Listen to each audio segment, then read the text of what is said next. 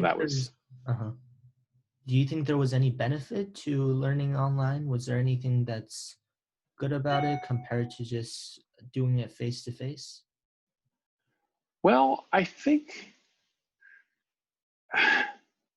in a way, but in a way that's very expensive in terms of the harm to the students. It's sort of like saying, well, Right. here's what we're going to do. We're going to make it so only 5 of your students can make it into the classroom, and only your 5 best students to make it to the classroom. Well, guess what? Those 5 students are going to get a better learning experience.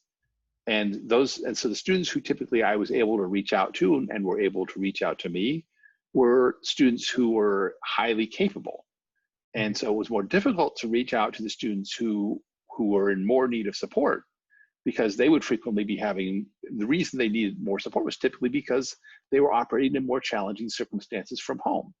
And so there's a strong correlation between these two things. And so the students who most need support aren't even getting anything. They're not asking for anything. You don't know what's going on. You're sending them an email, you don't get responses.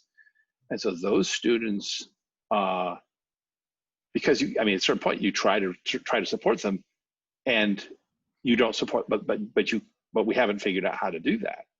And so that's a huge cost. It's a huge societal cost to give up on that. And then there is a small silver lining, and that is I have more time. Okay, I have more time for strong students. So a strong student sends me a question, Right. I have the time to answer it fully. And for me personally, it's nice to be able to sit here and think about a problem and write up an answer and make a video about it. And I can do that, and I don't get interrupted. Maybe I get emails, but those, I don't have to let those interrupt me, unlike in the classroom where people will be constantly interrupting you. And so the smaller level of interruptions has been very pleasant for me in terms of my personal experience. But as I said, I think that advantage comes at a huge price. Right. So I don't feel comfortable characterizing it as an advantage of going online. I would just call it more of a silver lining. Uh-huh. Yeah, that is a very valid concern, because most of the time, if you have a student that's struggling and not really asking for help, and you're just sitting very close to the student inside of a classroom, you could just go up and ask the student how he or she's doing, and try to provide some help. But now everything's online. It's making it really hard to contact Yeah, students. yeah. Even in person, it's difficult, right? Even in person, you find yourself overlooking a student who maybe you should pay more attention to. Uh-huh.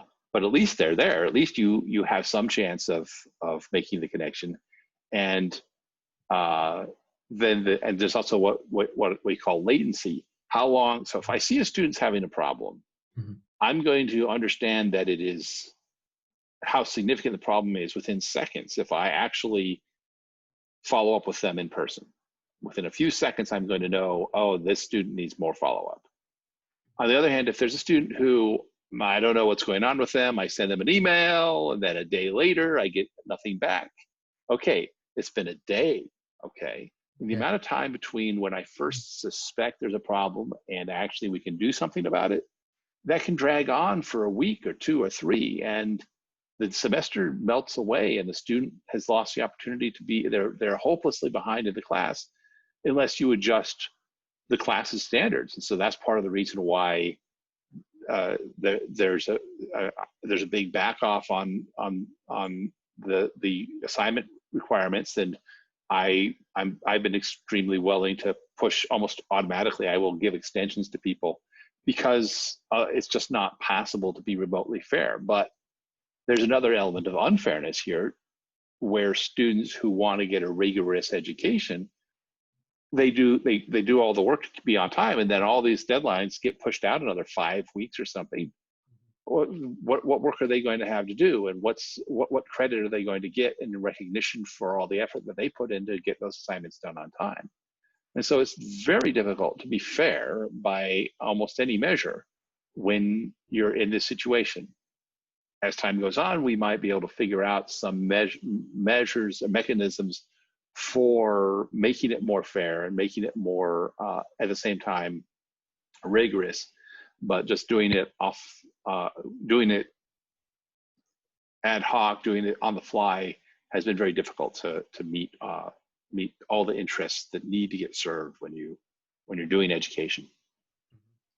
So do you think that the future of education is technology? Because a lot of both students and teachers are saying there are a lot of benefits to using online resources, like for people that are not really that don't traditionally have access to resources.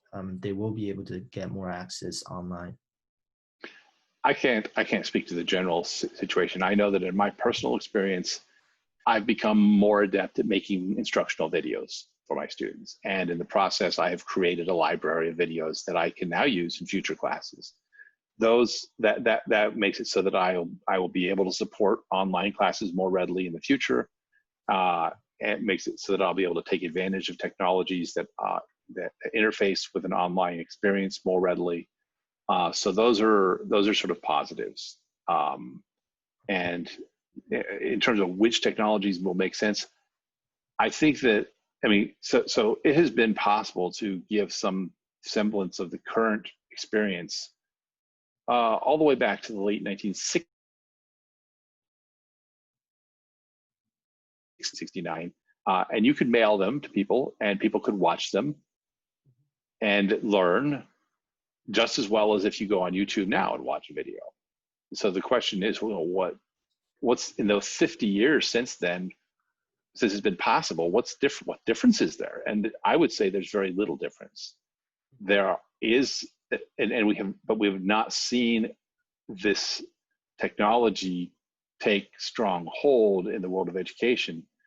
And I would say the fundamental reason is that we still are not far enough along in terms of what's called bandwidth and latency. The time it takes to get a response from a student, the amount of information that you can get about a student's situation and learning is still very small, because you see them in 3D when they're in the classroom, and there's a lot of detail of information about how a student is doing that doesn't have anything to do with what they're typing at the moment.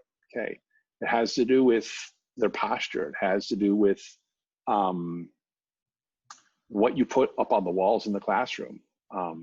And so, I mean, I guess I would say that fact driven home to me reminds me of the need as teacher when I have a classroom. How can I take advantage of it? I'm going to be more mindful of taking more advantage of my classroom if and when I get one back. But until we're able to get the bandwidth for communications higher and cheaper, so that you can like project a whole scene on all your walls and make it so you really are immersed, have an immersive virtual reality experience, then I don't think technology is going to replace the classroom very effectively.